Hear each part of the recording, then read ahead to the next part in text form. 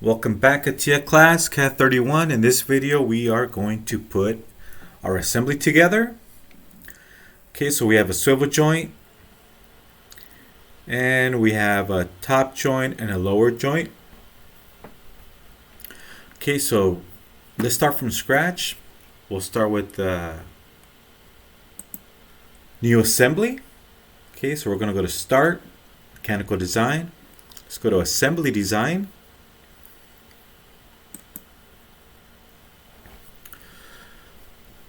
Okay, so let's go ahead and take a look at the lecture. So this is Chapter 8.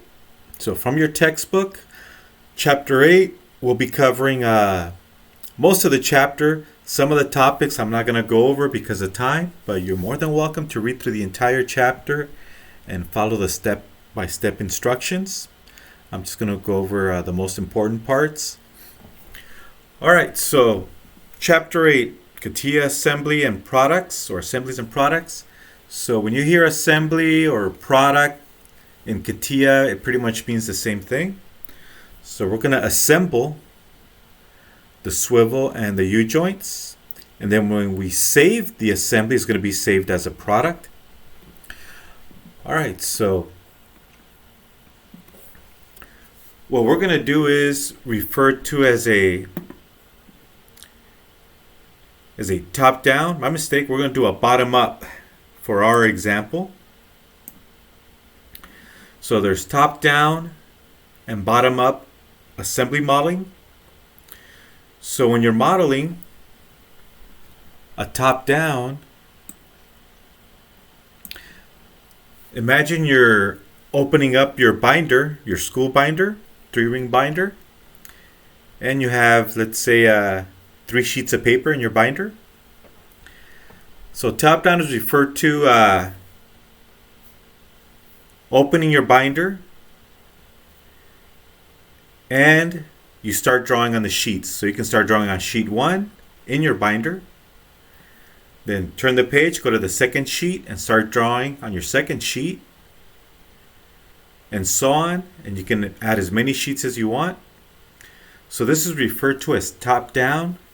You create the assembly first, so think of the assembly as a binder, school binder, then model the sub-assemblies and individual components. This method is seen in large assemblies where multiple designers are involved and most or all parts are modeled in context. Okay, so if you're working on for example, a fuselage on an aircraft, you can open up the entire fuselage assembly. And maybe you're working on the nose of the fuselage, so you open up the assembly, and you can be working on the nose section with respect to the coordinate system of the assembly. So every assembly has an origin. That's where your XYZ intersects, right? So when working in a large assembly, again, whether it's an aircraft, a drone, or an automobile, you want to model the main components where they go with respect to each other. So if you're going to model the hood of the car, you should model it in the rear section. If you're modeling the front bumper of the car, you're going to model it in the front. So this is referred to as top down. You create the assembly and you start modeling the parts inside the assembly. So just like I mentioned, it's like opening a binder. And your sheets are your parts, right? And you can start drawing inside the binder. In this example, we're going to use bottom up modeling. So bottom up is when you model the parts individually and you basically ignore the origin, the axis system of the aircraft or the automobile or the drone, for example. So pretty much you model the parts wherever you want, and then you bring it into an assembly and then move in where you want to position it. Typically, you don't care about the axis system when you're modeling like bolts, nuts, washers, small stuff that goes onto an aircraft or a vehicle. Typically hardware, again, bolts, nuts, washers. So in our case, we modeled up the swivel and the U-joint individually, and now we're going to put them in the binder. So it's just like starting with a clean sheet of paper. You draw on it and then you insert it into the binder. Okay, so this is referred to as bottom up, and that's the approach we're going to take. Okay, always remember which workbench you are in. Okay, so we're going to go to the assembly workbench. Start a new assembly. Okay, so look for the double gears. And we're going to insert our parts. Okay.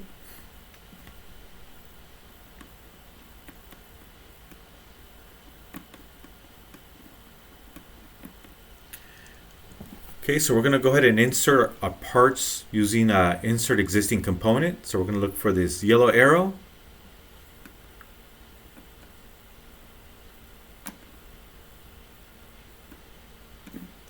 Okay, so here we have insert existing component. So we're going to create a new assembly and start inserting existing parts that we have.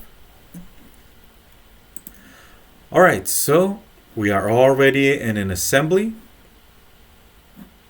And we're going to insert into our assembly, or think of it as your school binder. We're going to start inserting the sheets. In this case, we're going to start inserting our U-joint and swivel, etc. All right, so let's go ahead and start inserting the parts. So we're going to go to insert. So look for the yellow arrow. Click on it, and then it's not doing anything. So you start wondering, what's going on? Well, you have to tell it where to insert. So here on the bottom left, it's actually telling you what to do. So we actually, even though there's only one choice on the tree, we have to tell it where we're going to insert it. So we're going to go ahead and click and insert. Okay, so go to your folder where you have your swivel. So if you created a U-joint folder, or whatever you named your folder, go to it, and we're going to insert our swivel. Okay, so let's insert our swivel, and then we can insert the upper and lower U-joint. Okay, so swivel and open. So I may be doing things out of order with respect to your textbook, so it doesn't matter to me if you follow the textbook or follow the YouTube video or both. Okay, so we have our swivel. All right. Let's go ahead and name our assembly. I'm going to right click on the product. Should have done this at the beginning. Right click properties. I'm going to call this, I'm going to left mouse click and highlight. We're going to call it a U-joint assembly. If you want to give it a different name, okay, it's up to you.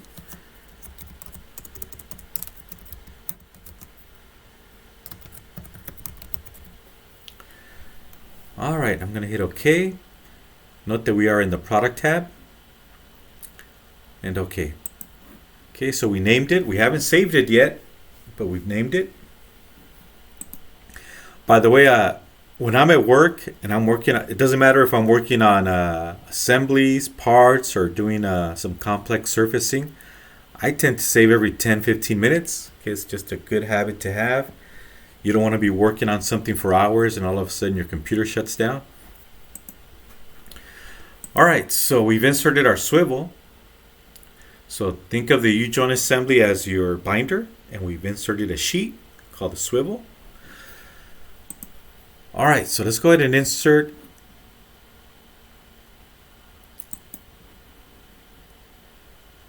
the top U-joint. Doesn't matter which order you pick. You actually can select all of them in one shot and insert them all at the same time if you like.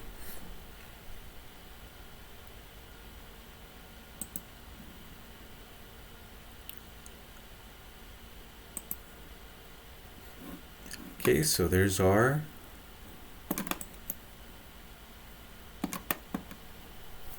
U-joint. Okay, so we have the top U-joint. Let me show you a different way of inserting. Let's say you already had your parts open. Okay, so let me go ahead and go to open.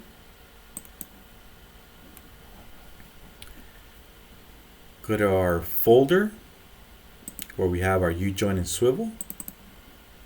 Okay, so this time I'm going to open up the lower one. Now, if you want to just insert two top U-joints, that's fine with me. So if you just created a swivel and a top joint only, then just insert a second top joint if you like.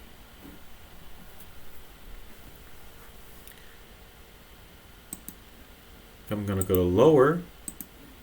I'm going to open it. Okay, so in our previous video, I showed you how to save your U-joint, and then I also showed you how to create a second U-joint called a lower. You didn't have to do that part if you didn't want to. So this is called a lower U-joint. Here's the name, .cat part. Now, I never changed the name at the tree level, so this is the lower. I'm going to right-click Properties, and I'm going to call it lower. So I don't want it to clash with the name of the other U-joint. You cannot use two files with the same name. So if I was to leave this as top joint, as soon as I try to insert it, CATIA would give me an error message. Hey, you can't have two parts with the same name. Okay, so it would give you the option to auto rename. But I'm going to go ahead and change it so it doesn't give me that error. Okay. Now what I can do is go right click, copy.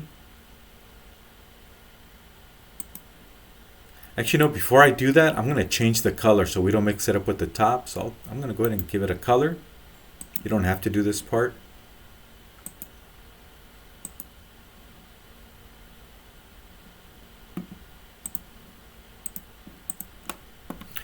Okay, so I'm going to go ahead and right click Properties. My mistake, I already did the color. Right click, copy. Then I'm going to go to Window. Go to my new U-joint assembly.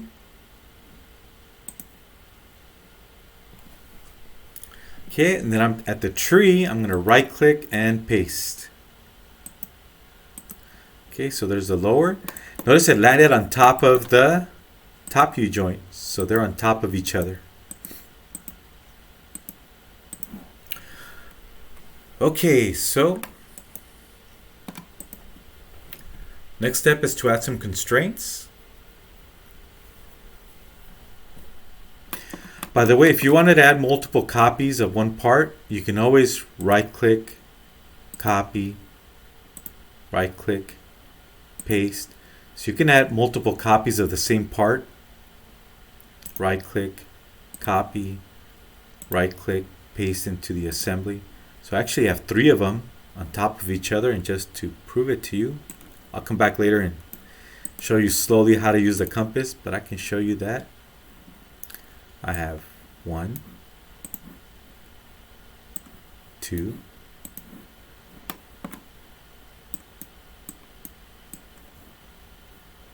3 parts.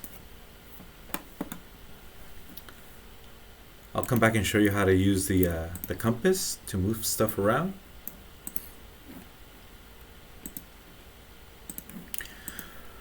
Alright, so here we have our top U-joint.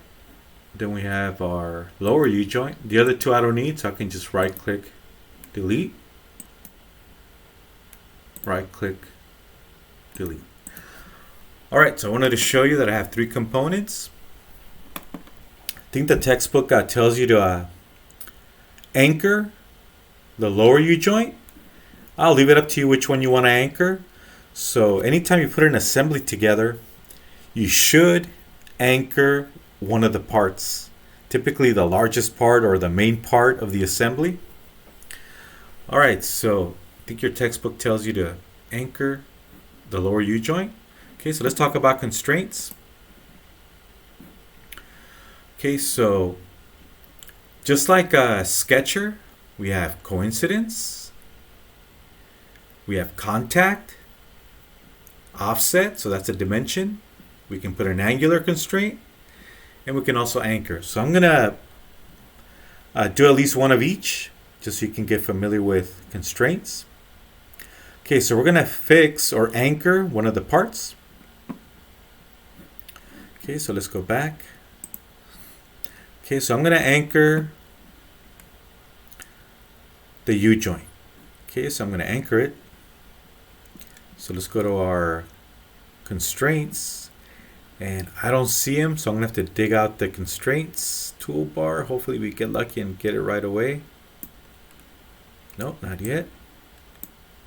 And there it is. Okay, so you may have to dig out the constraints. If you can't find it, let's see, you can go here, insert, and here are the constraints. All right, so I'm going to go ahead and anchor the first part. So I click on anchor, and I can pick directly on the model, or I can pick it from the tree. It's actually better if you pick from the tree, but either way is acceptable, the tree or the model. So select it, and that adds a constraints branch, just like in Sketcher. Okay, so if I hit the plus sign, you can see by highlighting this, it adds an anchor. And it's hard to see, but there's a little anchor, little green anchor right here, right? Notice it's green. Now, even though it's anchored, you can actually move it. I think in SolidWorks, if you anchor it, it stays there, right? But in CATIA, if I wanted to move this, and again, in a while I'll show you how to manipulate the compass or robot to move parts around. So even though it's anchored, I can actually still move it. But as soon as I move it, notice that the anchor, it's hard to see, but the anchor turns orange. And notice here in the constraints branch, notice the anchor has a swirl. It wants to update. So it wants to go back to its fixed position. So even though we were able to move it, when you hit update, so here's the update button, right? Here's update. You can either click on this one to make it go back to its fixed position, or you can right click, update. Either one will work. And 3, 2, 1, don't blink. And it goes back to its position where it was anchored. All right, so let's start assembling this. Okay, so we're going to learn a few commands. We're going to be adding constraints, and we're also going to learn how to manipulate. Okay, so in your textbook, it introduces you to the manipulate command. Okay, so manipulate. Here we have it. So manipulate, it's good when you're learning how to create an assembly, but once you get really fast at creating assemblies, you tend to ignore manipulate and just use the compass. Okay, so but I'm going to show you how to use the manipulate command, and you can see it's a hand moving blocks around, right? Imagine you're playing with Legos and making an assembly. All right, so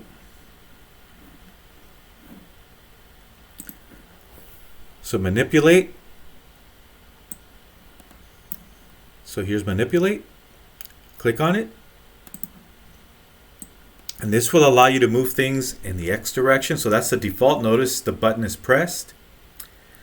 Hey, if you want to move in the Y, so you can always look here at the compass, and you can see that X is this line. It's going in this direction. Here's Y axis. Here's the Z axis, right? So if I want to move in the X, it's going to move it in this direction. So if I wanted to move the gray or the top U joint, I can always left mouse click and hold, and I can move it in the X direction. Let go. If I want to move it in the Y, click on Y. Notice the Y goes in this direction. So now when I grab the part, left mouse click and hold, it can only move it in the Y. I'm trying to move it X, but it will not allow me to. It can only go in the Y. If I want to go vertically in the Z direction, right?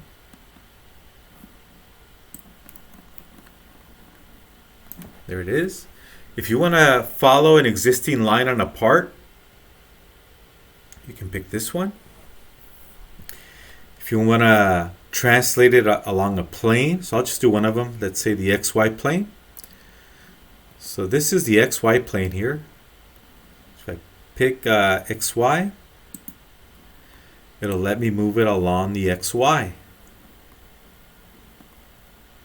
And so on. Okay, you can also rotate.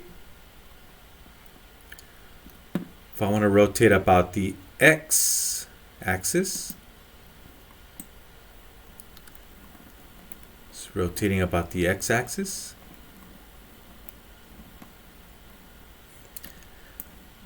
Notice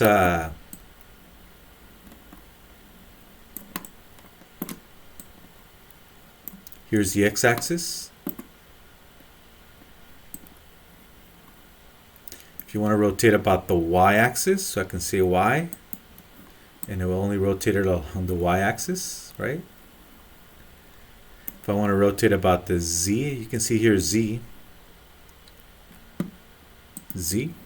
it will rotate it about z, and so on. Okay, so get comfortable with playing with manipulate. But once you get really good at manipulating parts, you'll ignore manipulation command and go straight to the compass. I rarely use manipulate. I typically just go straight for the compass to move parts around. Take some practice. Okay, even though we don't see it, it's like, how do you know which is the x-axis, which is the y? So I can always use my compass to find out. Actually, my calipers. Here's my measure tool. And if I click at this dot here, that's the origin. See, that's 0, 0, 0. So that's the origin of the entire assembly. 0, 0, 0. X is 0. Y coordinate 0. Z is 0. So here we have 0.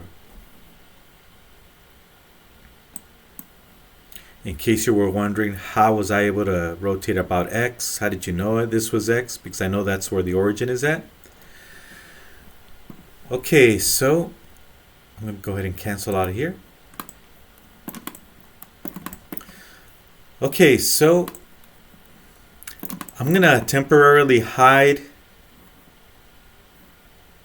the top U-joint. I can right-click hide. I want you to notice it grays it out. So if you're wondering where did it go, right? We can always go into the no-show layer. Right, there it is in the background. When you see green in the background, that means you're in the no-show layer. I can always come back to it. There it is.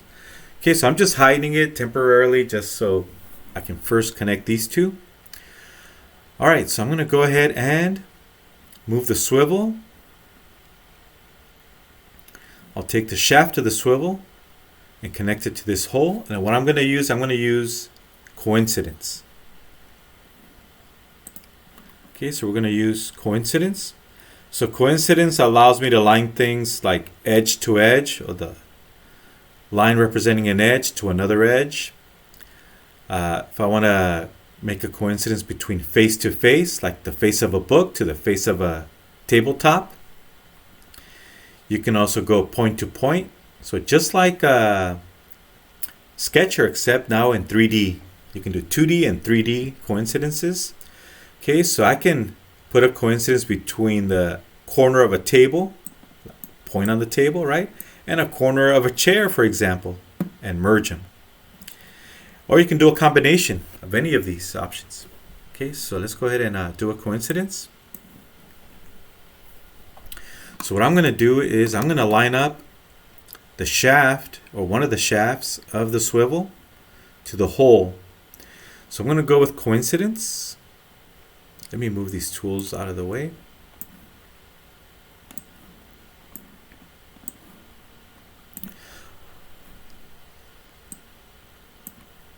Okay, so I'm going to go to coincidence. Anytime you hover over a conic shape, cone shape, or a cylindrical shape, it will actually grab the axis. Notice when I hover over a cylindrical shaft or a cylindrical hole or a cylindrical solid, notice it always goes for the axis. Okay, so I'm going to go for the axis of the swivel and go to the axis of the hole. So all I have to do is hover over the cylindrical surface and it goes for the axis, and I click. Okay, so now we have a coincidence between the swivel and the lower joint, and notice it wants to update. So I can right click update, or I can click the yellow swirl here. Notice how it lit up. So in 3, 2, 1, update, and now it lines them up, right? So you can see the shaft is lined up to the hole. All right, next step is to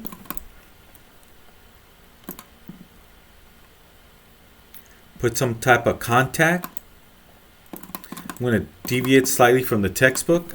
I'm going to go with a face-to-face contact from this face to that face.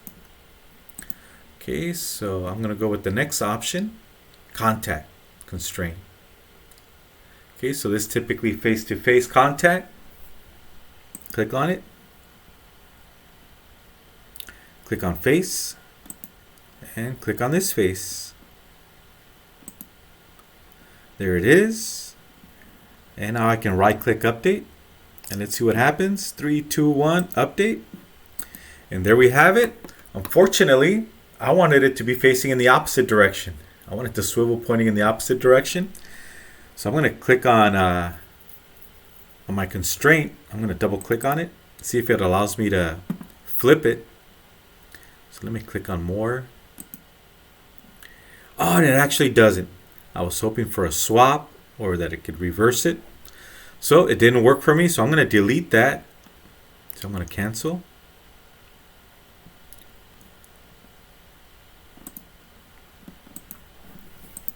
Okay, so that didn't work for me, so I'm going to right click delete the constraint. There it is, it's gone. All right, so what I am going to do is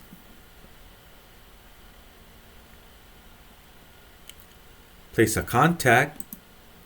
Instead, I'll do a contact from this surface to that surface. Okay, so I'll go contact, face to face. So they have to face each other, right? So it's going to flip. It's going to flip the swivel to face this one, face to face, nose to nose. Click, and let me zoom out a little bit, and right click, update. 3, 2, 1, don't blink, and there it is, face to face.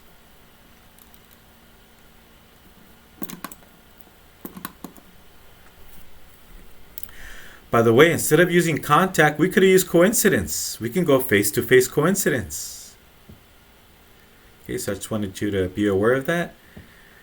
And I actually hardly ever use contact face-to-face because I can just do it with coincidence.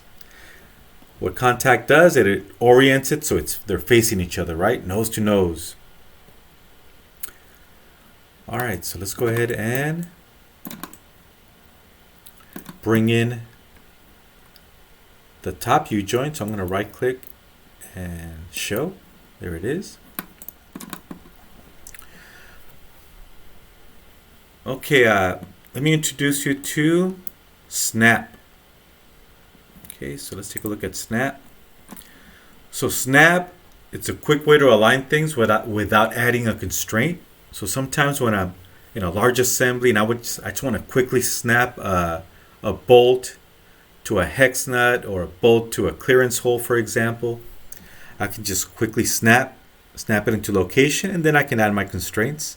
Because sometimes when you insert a screw, it may end up way out there at 0, 0, 0. So if I'm inserting a bolt or 3 bolts to attach the rudder to the tail of an aircraft and you insert it, most likely it'll drop at the origin at 0, 0, and you have to move it all the way across the aircraft to the rudder and attach it to the clevis and the lug and connect them. Okay, so that's when I typically use Snap. So let me introduce you to Snap. So I'm going to snap this hole to this shaft. Okay, so it should rotate at 90 degrees. And 3, 2, 1, click. And there it is, it rotates it, right? If you want to flip it 180, you can always click on this green arrow, it flips it. Once you're done flipping, or if you don't need to flip, just click in space. And there it is. So this is just a quick way to move things around, but it does not add a constraint. All right, so now let's align this one. Or add constraints, I should say. All right, so even though they're in line, the shaft to the hole, there's no constraint. Okay, so let's go ahead and constrain it. So we're going to do coincidence. Okay, so I'm going to go coincidence between the axis of the hole. Notice it's highlighting the axis of the hole. Let me go to this one, do the same thing.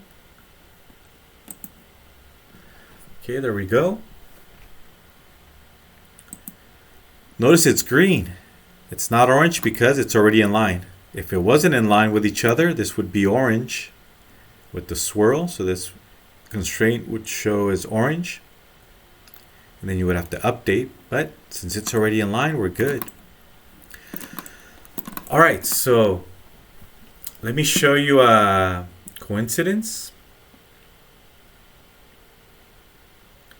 So we can always say coincidence instead of contact. I can use coincidence.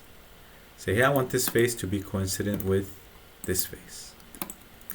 Notice here, you can actually flip it by clicking on the arrows. Okay, so let me hit OK, just accept it the way it is, and OK. And update, right click update. Okay. Now if I wanted to, I can go back, double click on this coincidence I just created, and I can flip it. Notice, I just clicked on one of the green arrows and it flips it. Hit OK. I can update here or update here. And notice it rotates it 180. Okay, so that's one option. Okay, another option, again, we could have done contact face to face. Let me go ahead and delete this coincidence. Right click, delete. All right, so another option is to put a dimension. So just like in Sketcher, you have your dimensional constraint. We can add an offset constraint. All right, so here's our offset.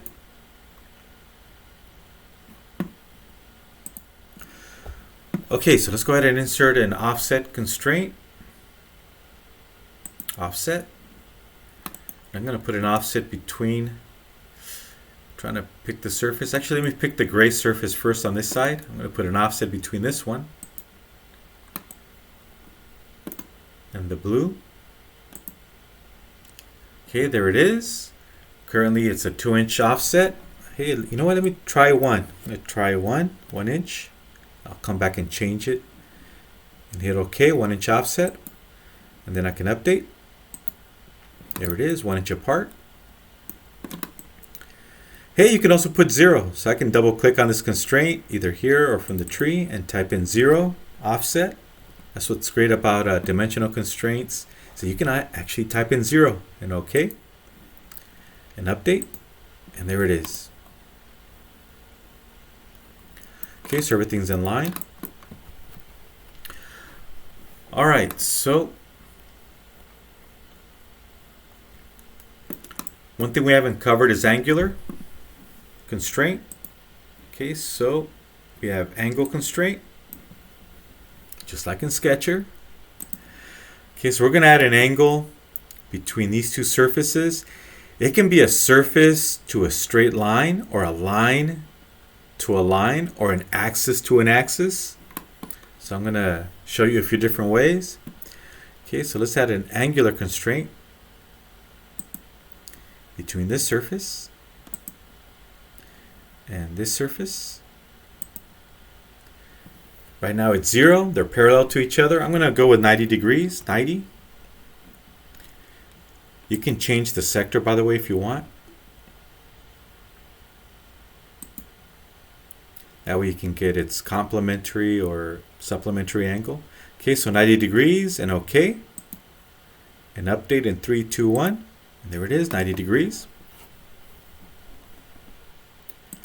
You can double click on it, click on more, and say, hey, actually, you know what? I want it to go in a sector 3. And OK. And update. Oh, it's actually the same one. Let me double click again. Hit more. Oh, it's a 90-degree angle. I'll change it to 60 in a few seconds. Let's go sector 2. OK. And update.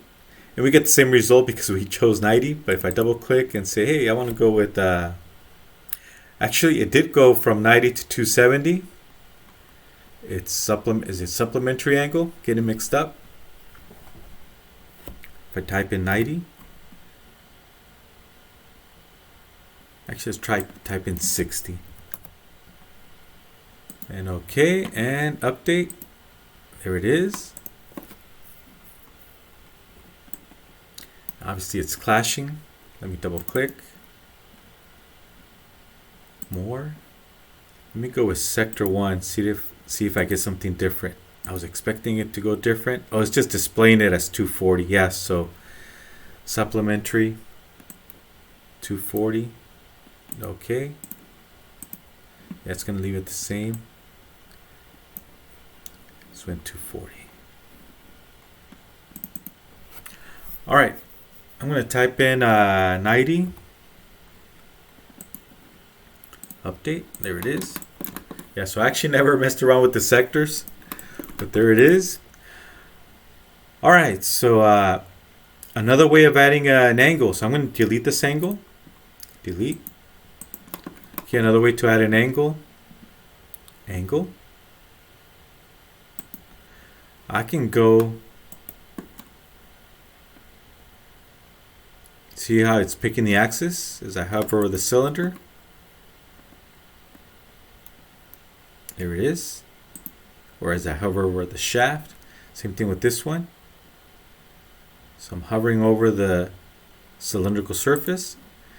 So now we're going axis to axis, right? It can be line to line, axis to axis, line to plane. Okay, so there's different ways of adding an angle. You know, I'll go with 120. 120 and OK.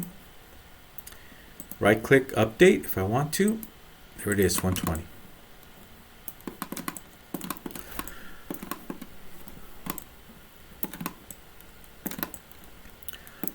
Okay, let me go ahead and save this, but let me first close the other file that I have open. This other U-joint assembly. I'm going to go ahead and close this. Okay, so let's go ahead and save our work. So to save, you want to go File, Save Management. So that way it saves everything in one shot. First, double click at the top of the U-joint assembly. Double click. We're going to go File, Save Management. And the cool thing is that it shows you everything that's opened. You have this new U-joint assembly, right? And you can see the preview here on the right. So here's our assembly, so you can see. Then we have the lower U-joint, which is shown in brown. Then we have the swivel, which is shown in blue. And we have the top U-joint, which is shown in gray. Okay, so notice it tells me, hey, your new U-joint assembly, it's new. It's new, it has not been saved yet. Hey, the lower, you changed something, you modified it, and that's when we added the color of brown. So CATIA recognizes that it's been modified. We have not made any changes to the swivel. We have not made any changes to the top U-joint. Oh, one thing, when we modified the U-joint, the lower, we turned it brown in color, and we also renamed the top of the tree to lower U-joint. So that's why it recognizes that things have been modified. Okay, so let's go back to the assembly here. And now we can go Save As. And typically in an assembly, you want to save everything in the same folder. Yeah, you can break that rule, but typically you want to put everything in the same folder. Especially if you want to send all this information to somebody else. Maybe somebody's going to machine these parts for you. And one thing you may want to do is take that folder and zip the file so it's easy to email or put on some type of network where they can access your files. So again, try and keep everything in the same folder. So currently I have it on my desktop in my U-joint folder. Okay, so I'm going to save this assembly in the same folder. Save As. Okay, so I want you to notice that since it's new, there's no location for it yet. So we're going to pick our location. And desktop, U-joint folder. Okay, so if I go to the desktop, you're going to see that U-joint folder. Okay, and I'm going to save it. And you may be wondering, hey teacher, isn't there supposed to be some files in that ujoin folder, like the swivel, the top and lower ujoin? Yes, and they're in there, except right now it's filtering everything out and only showing you cat product files. I'll explain that in a minute. So let's go ahead and save this. So I'm going to hit save our ujoin assembly. Again, it's like saving your binder. We're going to save it. So even though it says save, it's not going to save it until you hit OK. But I want you to notice, hey, this new file is going to save it in this ujoin folder. It's going to save the changes you made to the lower ujoin, which was you changed the color to brown and you renamed it at the top of the tree. The others, there's no changes. That's why there's no save. But once you save the top assembly, it auto saves everything inside it. Okay, so that's why it's great to use Save Management. Okay, so once I hit OK, it'll save it. Okay, there it is. It's been saved. So if I go to the folder, now you can see all the files. Okay, so let's talk about extensions, file extensions. Lower U-joint, swivel, and top U-joint. They have an extension of .CATIA part. So just like AutoCAD drawing, AutoCAD has the extension .dwg, or a PowerPoint has a PPT extension, or an Excel file has a .xls. So the extension tells the computer what to open it in. So if I was opening my resume in Word, .doc, when I double click on my resume file, it tells the computer, oh, this is a .doc file, open it in Word. If I double click on this part, it'll tell the computer, oh, it has an extension of .CATIA part, so it will open it in CATIA, right? Okay, so here are all my files. Now the ujoin assembly has an extension of CATIA product, as a different extension. Okay, so it's not the same as a part. Okay, so let's talk about that. So I think I skipped it, so let's go back a few slides. Here it is. Okay, so once again, if it's a single part, it has an extension of .cat part. Okay, so like the swivel .cat part, top U-joint .cat part, upper U-joint .cat part. Okay, so this is the extension file. It tells the computer it's a part and to open it in CATIA. An assembly, right? Our U-joint assembly is U-joint assembly .cat product. Okay, so that's our extension. And it's the extension for an assembly / product file, right? All right, so let's go back, see if I didn't miss anything. Okay, yes. So always keep in mind of which workbench you are in.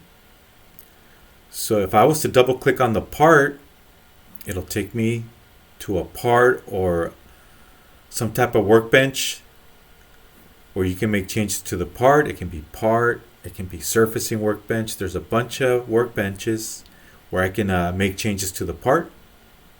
If I want to open up the assembly and add constraints, right? You want to go to the assembly level. You can always double click at the top of the tree and it'll take you to an assembly, to the assembly workbench or some assembly related workbench. Again, double click on the part, or you can do it straight from the tree and it'll take you to a part related workbench. Typically the last part related workbench you worked on. All right, so again, notice we are in assembly. So if I wanted to make changes to the gray U-joint, let's say I wanted to add a hole for some reason, and I double click on it, double click, it takes me to the part workbench. Notice, hey, what happened to the other toolbars? Well, those were part of the assembly workbench. So now we are in part design. It may take you to a different workbench. If it does, you can always go to the drop down and take it to the part design workbench. Okay. All right, so if I wanted to add a hole, for example, click on hole command, add a hole, and OK, right? It has a hole going all the way through the gray part. Okay, I can always open up the part here. Let's see, I can always right click on the new hole, right click, center graph. So it'll take me to the location of the hole inside the tree, center graph. And it typically is somewhere right in the middle of the screen, and there it is. Okay, so I can always delete that, right? Right click, delete. Oh, I didn't mean to put that hole in there. Let me delete it. Okay, and it's gone. Now let's go back to the assembly. I can collapse this. Double click at the top of the tree. Double click. Notice it takes me back to the assembly level. So now I can add constraints, remove constraints. Alright, so now let's learn how to use the compass. So I use the compass a lot when working with assemblies. So I can drop it on any part.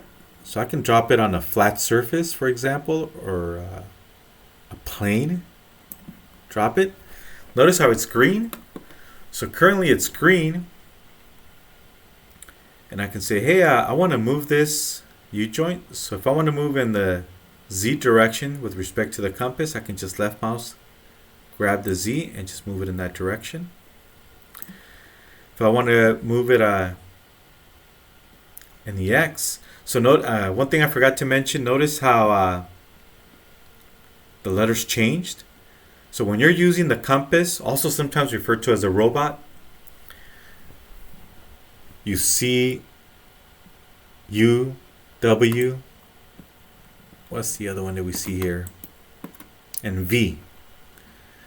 Okay, so if I wanted to go in the U direction, just hold on to the U line right here, and I can just move it in the U direction.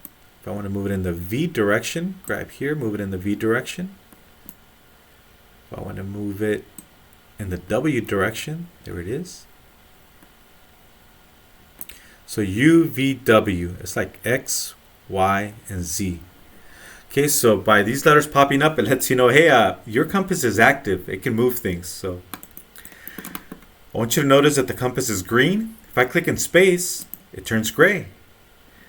So now when I drag the compass, it doesn't do anything. It's just, hey, you're not holding on to anything. But if I click the part again, notice the compass turns green, and now I can move the compass.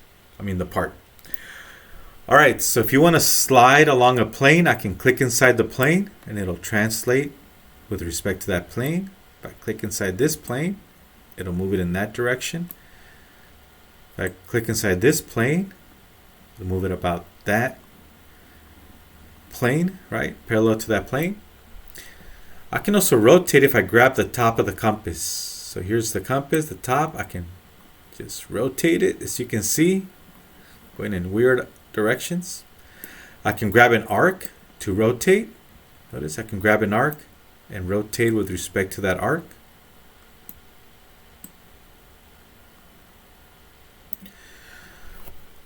Alright, so to put everything back together, we can update. There it is, update. Oh, I don't have an angle in this direction. Oh, that's why I get that awkward angle. Okay, so I should put actually a constraint from here to here, an angle constraint. Alright, so take the compass. I'm going to drop it back on this gray U-joint. Even though it's on the gray U-joint, let's say I wanted to move the brown one. I could just click on the brown, and now it'll move the brown U-joint. So you can see. You can always go back and update. So this is the part that's anchored. Okay, here's something that actually, I don't even know if your textbook mentioned this. Only a few designers that I come across at work know this, how to use this. What happens if you want to move a part to 0, 0, 0? Let's say the part was created at 0, 0 at the origin. But if you moved it and then you anchored it, it's going to be away from the origin, 0, 0, 0. So what I can do is I can double click on the anchor. So remember we anchored the top, or my mistake, the lower U-joint. If I double click on it, click on more. So notice it's telling me its current location. You locked it at coordinate x equals 0, y coordinate 2.362, and z equals 0. So it's telling me where it's locked at. Okay, so if I want, you know what, I want to zero this out. So I can zero everything out. 0, 0 for x, 0 for y, 0 for z, 0 for rotation about the x-axis, rotation about the y, rotation about the z. And hit OK. And then update. 3, 2, 1. And there it is. So it moved the U-joint to 0, 0, 0. Let me go back, double click on the anchor and said, okay, let's click on more. Let's see, you wanted to anchor it away from 0, 0. Hey, I want to go in the x direction. I want to go 5 inches. In the y, I want to go, let's go 5 for all directions, x, y, and z. And let's say I wanted to rotate it about the x. Hey, I want to rotate it 90 degrees about x. I want to rotate it, I don't know, 45 about the y, and I want to rotate it 30 about the z. And hit OK. I'm going to update in 3, 2, 1, don't blink. Okay, so not only did we translate it, we also changed its orientation, right? We have it pointing in a different direction. Okay, so I can always go back. So this happens quite a bit where you accidentally moved a part and then you anchored it and you think it's at 0, 0, 0. So if you find yourself in a situation where you anchored a part or you moved a part and you didn't mean to and you wanted to move it back to the origin 0, 0, 0, you can always add an anchor to it, right? We already have our anchor. But if it didn't have an anchor, you put an anchor constraint, double click on it, click on more, and just zero everything out. So I'm going to type in 0 for x, 0 for y, 0 for c, 0 for x rotation, 0 degrees, 0 for y, 0 for z. And hit OK. And then when you update 3, 2, 1, it was the lower U joint to 0, 0. And then everything else is attached to it, right?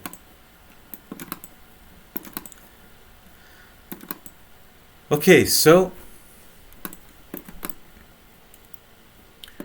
some of the other things that's covered in the textbook is the explode command.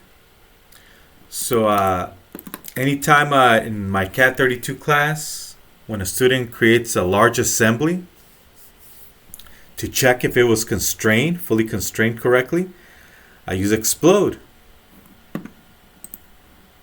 And this is covered in your textbook.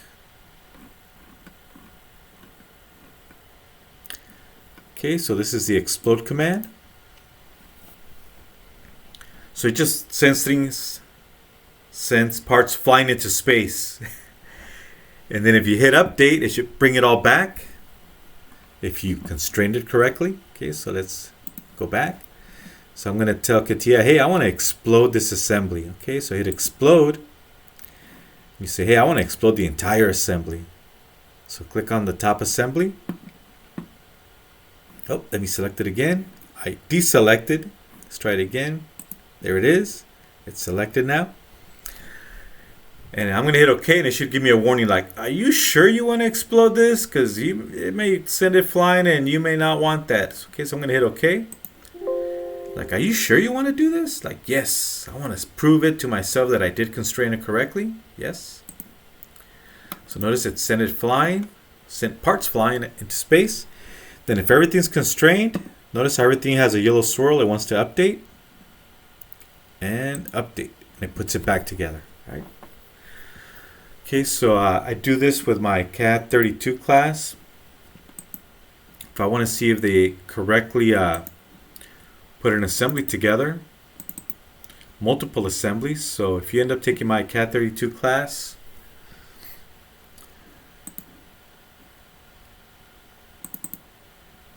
I'll open up this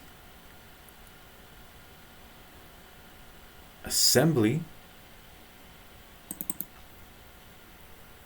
So there's actually assemblies inside of assemblies and parts. So CAD 32 will walk you through creating a larger assembly with multiple assemblies and parts, right? As you can see. So if I hit explode, okay, I already have the top product selected.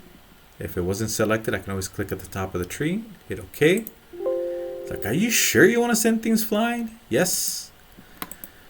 So it sent bolts, nuts, brackets flying all over the place. So if I hit update and everything goes back to the correct position, that means it's constrained correctly. And update. Oh, and it's not fully constrained, so I'm actually missing constraints, right? So I'm going to give myself an F on constraints because I didn't completely constrain it. Oh, there's the reason why.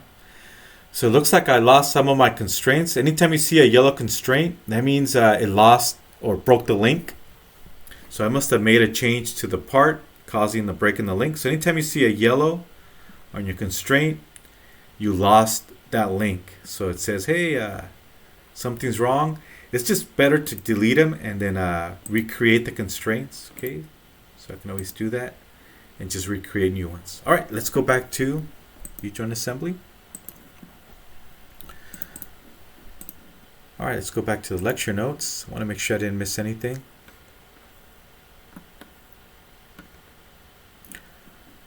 If you want to reorder your tree, okay, look for the red arrow. So if I want to reorder the tree, and let's say I want the top U-joint at the top, and then lower U-joint, and then the swivel at the bottom, I can always reorder. So here's reorder, red arrow, reorder. What do you want to reorder? I want to reorder the assembly. Okay, so if you want to be organized, put it in something that makes sense. It's like organizing your binder. Typically, you put the large parts at the top, or the large. If there's any other assemblies inside here, you put it at the top, and you put the little stuff at the bottom, like bolts, nuts, washers. Put the most important parts towards the top. So let's say I wanted the top U-joint at the top. You can always click it up, move it up, apply, and you're going to see it's going to move it up. 3, 2, 1, apply. I moved it up. I can move the swivel down. Apply, moves the swivel downward. Okay. Okay, so that's reordering our tree. Okay, if you want to hide constraints, I can right click hide. Notice it's grayed out. I can hold on to the control key and select more than one. There is a limit as to how many you can select. I believe it's something like 15 or 20. If you pick too many constraints at the same time and try to hide them, it probably won't let you. You have to do it in smaller quantities. Okay, and right click hide. And the constraints are grayed out. Oh, I missed this one. And hide. All right, so if I want to save any changes, I can always go to File, Save Management again. Oh, I have the other, I forgot to have that other assembly open. Let me close that. Let me go to Window, Motor Base. I don't want to save this, so I'm going to just close it. Do you want to save it? Nope, nope, don't want to save it. Okay, so let's go to File, Save Management. Notice it recognizes changes that I made. It says modified, modified. I'm going to go ahead and save. And OK. Once I hit OK, it'll save any changes I made to the assembly and the parts inside the assembly.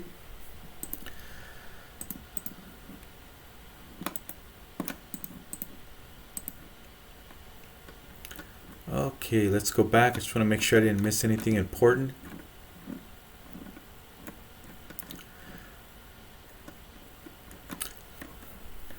One thing that the book does walk you through is creating a bill of material. That's the parts list. So imagine you're putting a bicycle together. You just bought a bicycle. You want to put it together. And you want to look at the list. What are the parts? You want to make sure you have everything right for the bike. When you start assembling, last thing you want is to find that there are parts missing, right?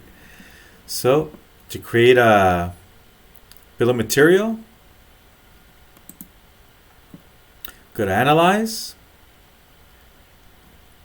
Bill of Material, also referred to as the BOM, short for Bill of Material, or Parts List. So create a parts list or bill of material.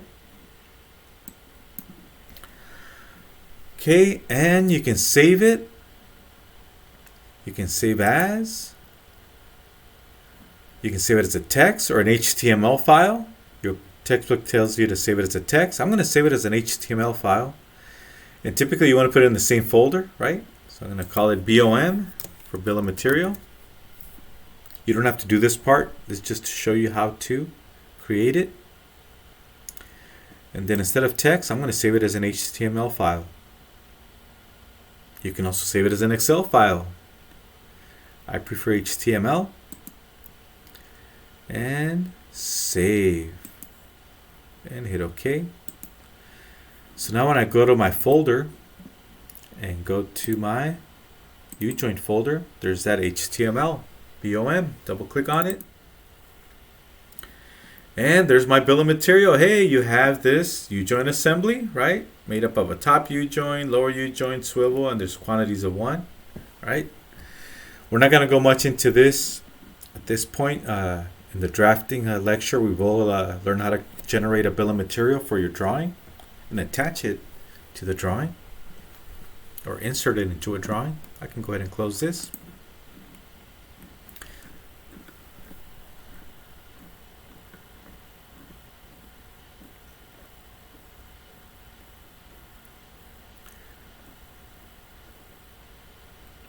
And also, I mentioned before, if you're dealing with large files, if you're working in aerospace or automotive and you open up a large file, it can be the electrical, it can be the fuselage of an aircraft or the wing of an aircraft. There's so much data. There's a lot of parts, maybe a lot of hardware, bolts, nuts, washers, high locks, composite locks, etc., rivets. Sometimes when you open up a large file, it slows down your computer and may even freeze it. I've had situations where it may take 20 minutes to open up a file because the file is so large. So one thing you can do is go into cache mode. So you go to Tools, Options, Infrastructure, Product Structure, Cache Management, right? So cache management. So most of you should already know how to go to Tools, Options, same as when you're changing units.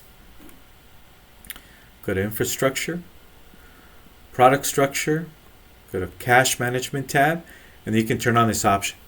Okay, you can turn it on. So when it opens up a file, it opens up everything as dormant, almost as shells. And think of it as everything being turned into, it's like turning a human into a mannequin. So when you open up the file, all the history that you see here, all these features, pad, tritangent, whole command, etc., chamfer, will not show. It'll just wipe out the history, or actually hide the history. So when I'm working on an aircraft, a fuselage or a wing or a door of a on an aircraft, I'll open it up as in cache mode. You may actually have to restart your computer to kick that in, that cache mode. So if I was to close this after picking the cache mode option and reopen this, it will not show history. It'll just show shells. But if you wanted to work on one of the parts and ignore everything else, you can always double click and it'll wake it up and it'll load all its history, all the features, all the sketches, etc. Alright, so another thing is, if you want to make a change on the fly real quick, you can always double click. So if I wanted to take this, let's take the lower U-joint. Let's say I wanted to extend the shaft. I can always double click on the part, double click on it. It takes me to part design. If it doesn't, you can always go to start, go to part design. We are already in part design, but if I wanted to make a change to the shaft, I can double click on the sketch, my mistake, the plane that controls the height of the shaft. Let's say I wanted to increase it. Let's say I wanted to go 12 in length, almost double the size, or the length I should say, and OK. Notice it changes the length. Whoa, that's way too much. Let's go 9. That's still too much. Let's go 8.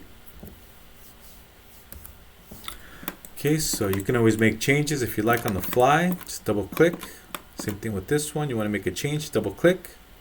Then you can always double click at the top assembly to come back to the assembly level. All right, so don't forget to save your work. Go to File, Save Management. Save your changes if you want to save them. Okay, that's the end of this video. And again, don't forget to save your work. See you in the next video.